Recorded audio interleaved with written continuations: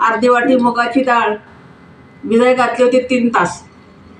3 तास भिजवल्यानंतर काढून मिक्सरला वाटले. 4 मिरच्या हिरव्या, जिरं, आलं आणि लसूण घालून ती वाटून घेतलं सगळं.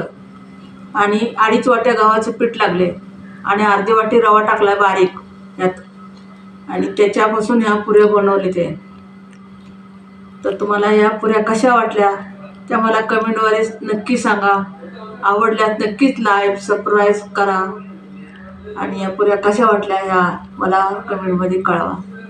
धन्यवाद. आणि बघा तुम्हाला मी फोडून दाखवते.